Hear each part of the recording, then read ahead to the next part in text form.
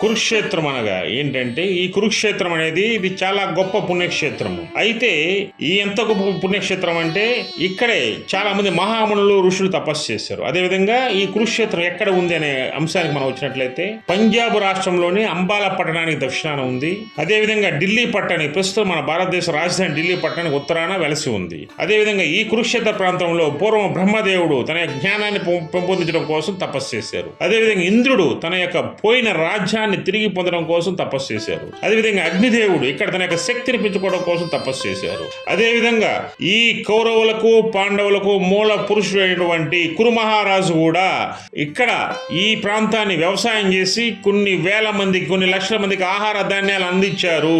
అంటే ఈ పంట పొలాల నుంచి వచ్చిన ధాన్యంతో చాలా మంది ఆకలి తెచ్చారు కాబట్టి ఈ కురుక్షేత్రం పుణ్యక్షేత్రంగా మారిపోయింది. ఇంత పెద్ద మేలు చేస్తున్నాడు, ప్రపంచానికి మేలు చేస్తున్నటువంటి కురు మహారాజుకు ఇంద్రాది దేవుడు ఇంద్రుడు ఒక వరాన్ని ఇచ్చాడు. ఏంటి ఆ వరాన్ని అయితే, ఎవరైతే ఇక్కడ తపస్సు చేసినా వాళ్ళు చాలా గొప్ప వాళ్ళు అవుతారు. అదే ఎవరైతే ఇక్కడ జన్మిస్తారో వాళ్ళు చాలా గొప్ప గొప్ప రాజులు అవుతారు, గొప్ప వాళ్ళు అవుతారు. ఎవరైతే ఇక్కడ పితృదేవతలకి పితృతర్పణ చేస్తారో వారు యొక్క పితృలు అంటే వాళ్ళ తల్లిదండ్రులు పుణ్యలోకాలకు వెళ్తారు. అదే విధంగా ఇక్కడ మనుషులు గాని ఋషులు గాని ఎవరైతే ధర్మకార్యాలు చేస్తారో అవి ఫలిస్తాయి. అర్జునుడు కుమారుడైనటువంటి అభిమన్యుడు పద్మవ్యూహంలో మరణించిన తర్వాత తను మళ్ళీ పుణ్యలోకాలకి వెళ్తాడు, ఉత్తమ లోకాలకు వెళ్తాడు. ఆయన తండ్రి కానడం వల్ల మళ్ళీ అంటే గత జన్మలో ఆయన తండ్రి చంద్రుడు కాబట్టి చంద్రుడి దగ్గరికి వెళ్తాడు.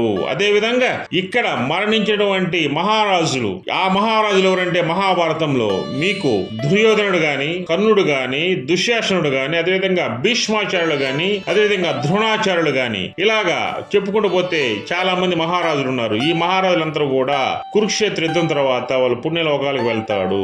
ఎందుకంటే యుద్ధంలో మరణించిన వాళ్ళు వీర మరణం పొందితే వాళ్ళు స్వర్గాన్ని అధిరోహిస్తారు కాబట్టి స్వర్గానికి వెళ్తారు. కాబట్టి ఈ ధర్మక్షేత్రం అంటే ఈ క్షేత్రంలోనే శ్రీకృష్ణ భగవానుడు కౌరవులకి పాండవులకి యుద్ధాలని జరిగేలా ఏర్పాటు చేశారు.